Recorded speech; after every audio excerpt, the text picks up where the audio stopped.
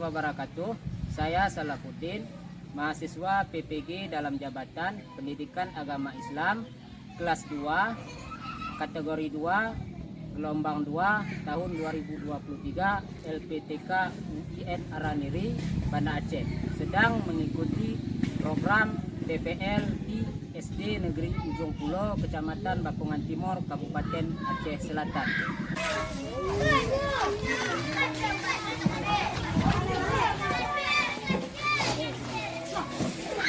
Halo guys, sekarang ini suara yang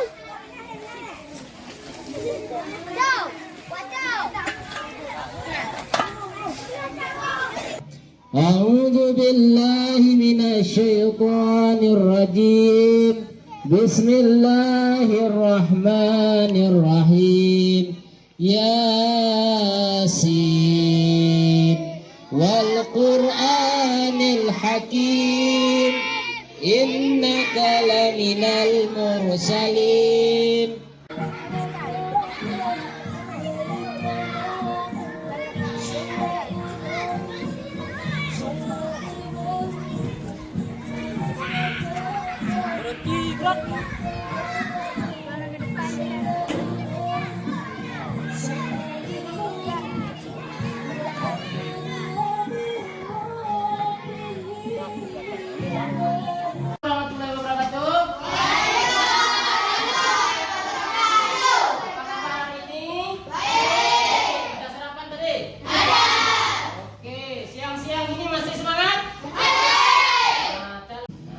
Siapkan dulu ketua kelasnya, Priadi.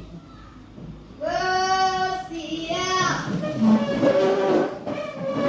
memberi salam. Assalamualaikum warahmatullahi wabarakatuh. Waalaikumsalam warahmatullahi wabarakatuh. Duduk kembali.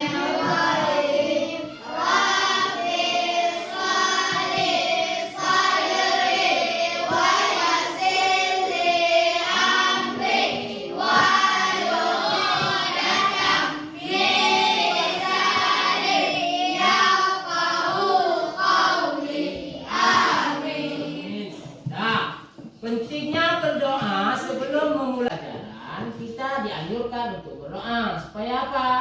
Mendapatkan keberkahan oleh Allah, dan semoga apa yang akan kita kerjakan, apa yang akan kita cita-citakan dikabulkan oleh Allah. Itulah pentingnya berdoa sebelum memulai segala sesuatu kegiatan. Siapa yang hadir hari ini? Satu orang ya, Zulfatah. Tahu alasannya kenapa? Sakit ya. Kita kan nggak tahu, kadang-kadang kita bisa sehat, kadang-kadang kita sakit. Kalau ada kawan kita yang sakit, bagaimana sikap kita? Mendoakan agar kawan kita cepat sembuh, dan kita menjenguknya. Karena kenapa? Sesama Islam itu wajib. Kalau ada kawan kita yang terkena musibah, baik itu sakit atau apa, kita wajib menjenguk sebagai rasa empati dari diri kita. Karena sesama Islam itu bersaudara. Ibarat satu tuh, sakit mata semua sakit, sakit telinga semua badan ikut sakit. Dalam belajar itu harus tetap semangat. Karena kenapa? Dengan ilmu, maka apa yang akan kita lakukan menjadi mudah. Contoh, misalnya orang yang berilmu sama orang yang tidak berilmu, apa bedanya? Nah, dengan ilmu sama tidak berilmu. Nah, karena kalau kita mengerjakan soal ujian misalnya, kalau kita ada belajar, kita sudah tahu, maka kita cepat dalam menjawab. Tapi kalau kita tidak belajar, kita tidak tahu, bisa kita jawab? Tidak. Nah, itulah bedanya orang yang berilmu sama orang yang tidak berilmu. Pembelajaran kita hari ini yaitu materi penguatan profil pelajar Pancasila dan pelajar rahmatan lil alamin. Materi kita hari ini yaitu proyek P5 PPRA namanya. Nah, dengan tema ini rekayasa teknologi, ya topiknya airku jernih, lingkunganku bersih. Dan proyeknya nanti membuat penyaringan air sederhana. Jadi nanti di sini kita akan mempelajari, membahas mengenai ini topik kita ya, mengenai air bersih dan lingkungan bersih. Air bersih, lingkungan bersih. Dan pada akhirnya lagi kita diharapkan bisa membuat nanti penyaringan air sederhana. Nanti kita buat penyaringan air sederhana dari botol bekas. Nah, apa ini? Air. Ini air ini dalam keadaan bersih atau kotor? Bersih. Air bersih. Kenapa bisa kita katakan bersih? Karena dia bening. Nah, tidak ada warna. Ini air bersih. Jadi, oke, lihat ke layar sekarang. Nah, lihat ke depan. Nah, ini ada dua contoh air yang ditunjukkan di dalam gambar. Ada dua contoh air yang ditunjukkan di dalam gambar. Nah, yang sebelah sini yang berwarna agak kecoklatan itu gambar apa? Kotor. Air yang kotor. Yang di sebelah sana air yang bersih. Nah, itu ada dua perbandingan, air yang bersih dan air yang kotor. Nah, oke. Nah, jadi kira-kira manfaat air ini apa? Apa manfaat air? Untuk minum, apa lagi? Mandi. Untuk cuci baju, apa lagi? Untuk mandi, Gosok gigi. untuk gosok gigi, Piring. Masak. cuci piring, masak, apa lagi? Cuci baju. Cuci baju, Pada bulan. beribadah perlu air. Betul. Nah, jadi ketika kita akan beribadah, kita akan sholat misalnya, maka kita terlebih dahulu melaksanakan wudu. Nah, berwudu menggunakan air. Mandi untuk bersuci. Nah, misalnya kita sudah berhadas besar, untuk bersuci maka mandi dengan air. Jangankan manusia, semua makhluk hidup perlu air. Ayam perlu air tidak? Kambing perlu air? Tumbuhan perlu air? Jadi semua di dunia ini yang namanya makhluk hidup memerlukan air. Oke. Nah, pada pertemuan yang lalu, kita sudah melihat, kita sudah mempelajari bagaimana kondisi air yang bersih. Nah, bagaimana manfaat air terhadap kebutuhan hidup kita di dunia ini. Bagaimana manfaat air di dunia. Nah, pada hari ini, nah ini kelompok sudah Bapak bagi. Nanti kita akan berdiskusi. Nah, nanti akan Bapak bagikan bahan diskusinya. Nah, sebelum itu, karena minggu lalu kita terkendala itu mati lampu, nggak bisa menayangkan video bagaimana air yang dalam kondisi tercemar. Nah, sekarang coba diperhatikan dulu ke sini.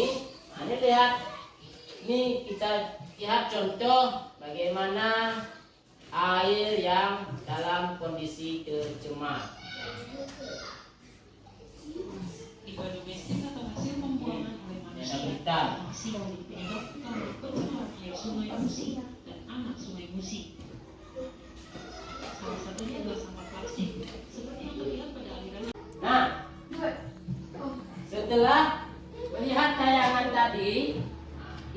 contoh sumber air ataupun air yang dalam kondisi tercemar.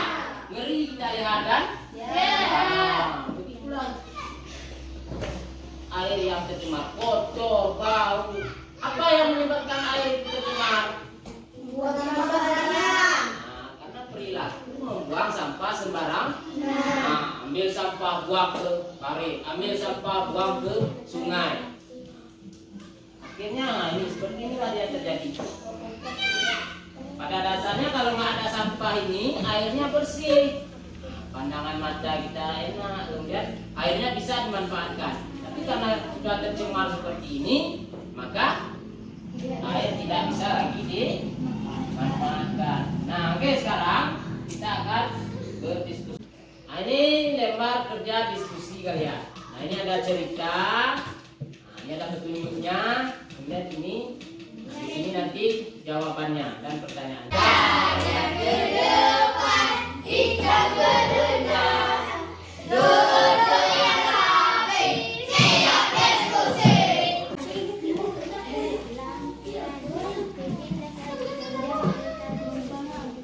Berapa pulpennya?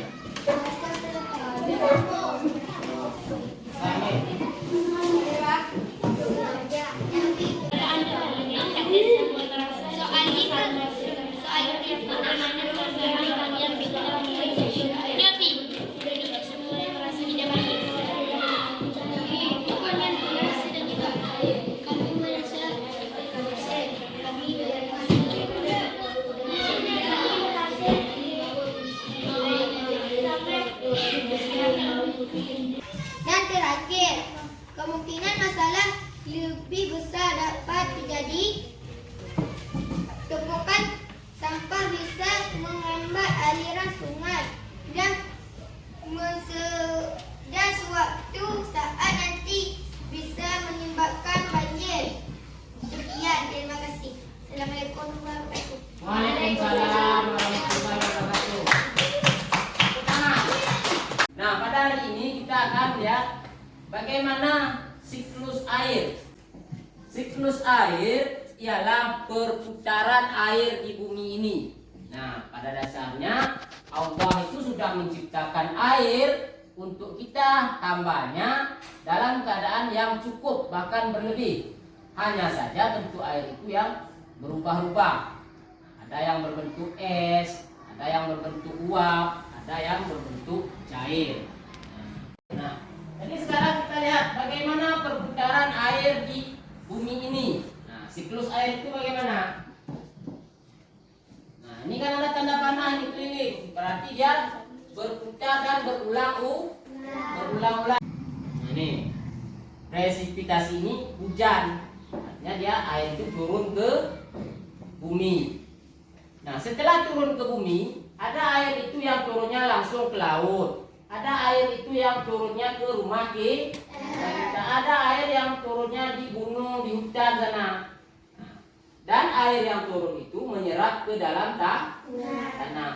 Itu namanya infiltrasi. Proses penyerapan air masuk ke tanah itu infiltrasi. Nah, setelah itu baru air itu mengalir menuju sungai. Sungai kembali lagi ke laut. Nah, begitu dia seterusnya berulang-ulang. Maka air itu tidak akan pernah habis. Jadi yang masalahnya sekarang apa? Soal bersih dan tidak bersihnya air. Nah, itu menyangkut dengan perilaku kita.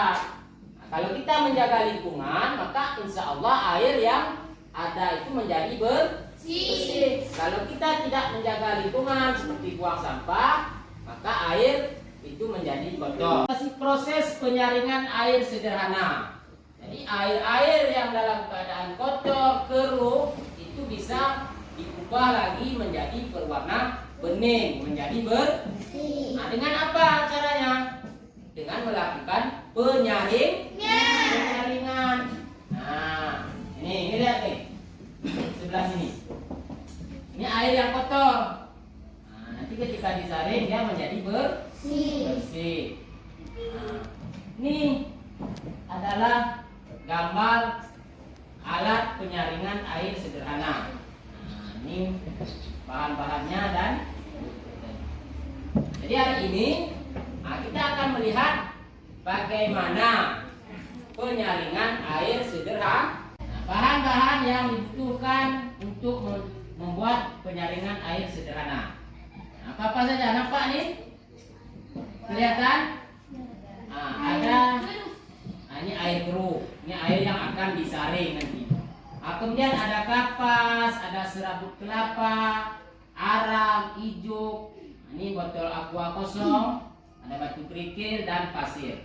Ini alat-alat atau bahan-bahan yang akan digunakan untuk menyaring air. Dan mari kita lihat bagaimana langkah-langkah atau cara dalam membuat penyaringan air sederhana. Oke, saksikan, kita lihat video yang berikutnya. Sekarang kita masuk pada tahapan pembuatan alat penjernih air sederhana. Silakan diperhatikan. Nah, ini adalah botol yang sudah ibu potong dan penutupnya sudah diberi bolongan. Langkah pertama, masukkan beberapa helai kapas di bagian paling bawah.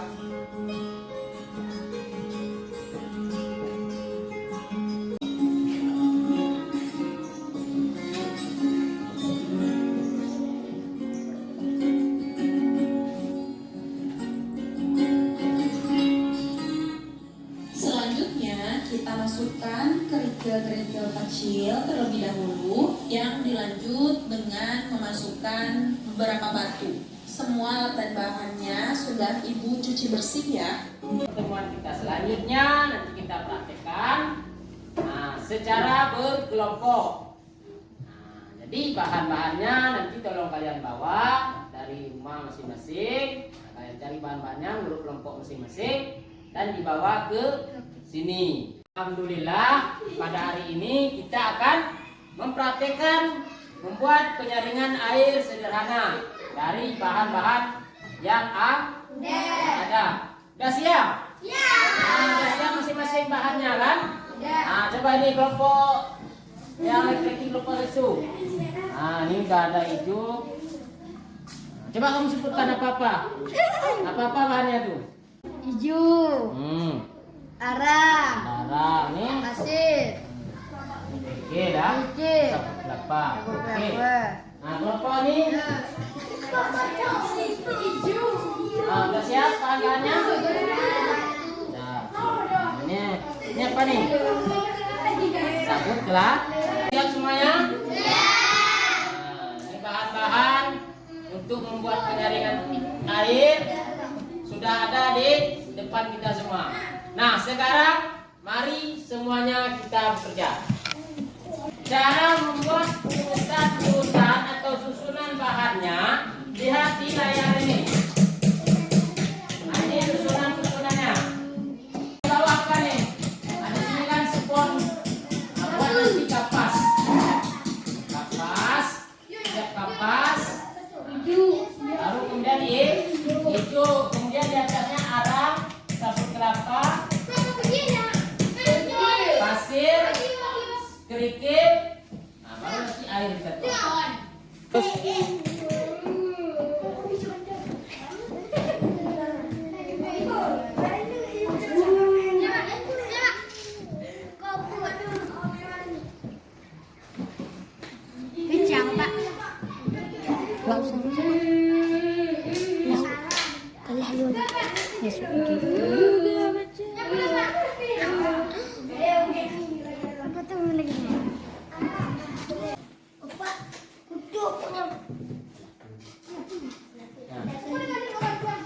Kolam bukan dalamnya.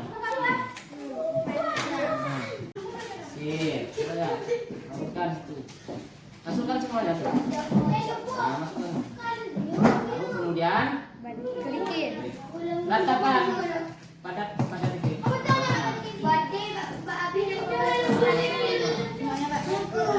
Kelompok ini udah siap?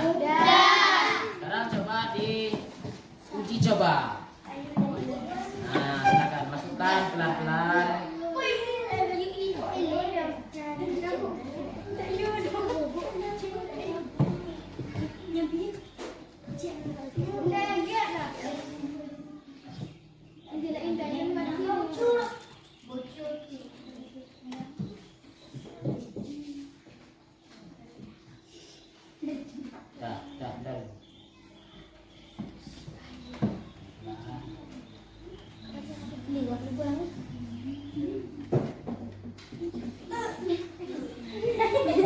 yang turun sudah kelihatan jernih. Kelihatan jernih.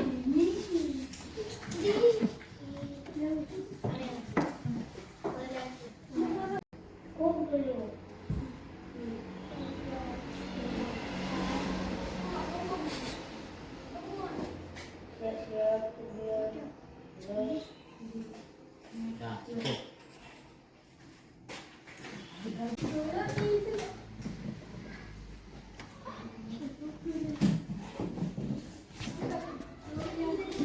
Penyaringan air yang sudah kalian buat, nah coba semuanya masing-masing kelompok diletakkan di meja Bapak. Kita sudah siap melaksanakan atau mempraktekkan membuat penyaringan air sederhana. Nah, itu hasilnya dari masing-masing kelompok sudah ditaruh di depan meja Bapak. Ini dia. Begitulah urutan-urutan membuatnya dan bahan-bahan yang diperlukan. Nanti itu apa yang kita pelajari? Nah, suatu saat jika kalian misalnya tadi rumah airnya keruh atau di kebun misalnya airnya yang kotor, nah, kita bisa membersihkan air yang kotor tersebut dengan cara membuat saring. Maka hasil yang kita dapatkan, air yang akan kita gunakan itu menjadi bersih. Setelah mengikuti pembelajaran pada hari ini, pesan moral yang bisa Bapak sampaikan yaitu kita sebagai manusia, sebagai khalifah yang diciptakan oleh Allah di dunia ini, hendaklah menjaga lingkungan alam sekitar kita, terutama apa? Air, sungai, hutan. Karena kenapa? Air yang bersih itu adalah sumber utama kehidupan di dunia. Jika air kotor, maka tubuh kita mudah terkena penyakit. Air yang bersih, air yang sehat akan menjadikan tubuh kita sehat dan kuat. Maka kita hendaklah menjaga lingkungan dan air yang ada di sekitar kita.